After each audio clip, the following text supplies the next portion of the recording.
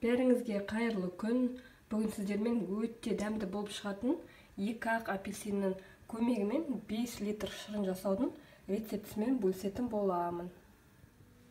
Ол үшін ең алдымен біз 2 апельсинімізді кипятокқа жарты сағатқа салып қоямыз. Біз келесі кезекте жарты сағат өткен соң апельсинімізді салафанға салып 12 сағатқа мұздатқышқа қалдырамыз. Салафанның бетін жақсылап жауып қойыңыздар.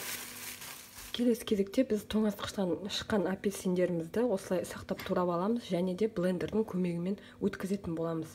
Егер де сізде массировка болса, массировканың көмегімен өткізсеңіз болады. Біз келесі кезекте апельсинімізді блендердің көмегімен өткізіп аламыз.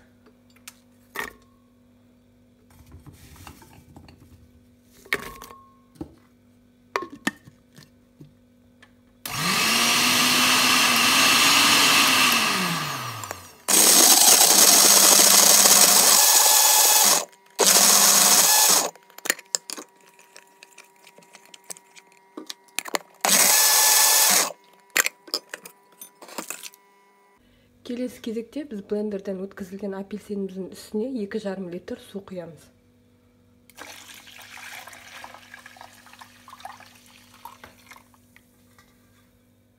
Қалған 2,5 литр суымыздың үстіне 10 грамм лимон қышқылын және 500 грамм секерімізді салып, жақсылап араластырып 15 минутқа қалдырамыз.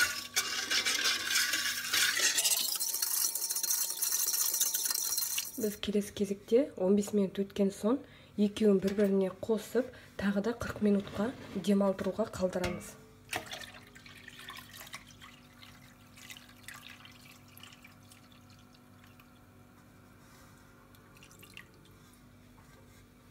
Біздің өте дәмді, әрі түсі өте әп-әдемі болып шығатын сусындарымыз да дайын болды. Бәріңізге ас болсын.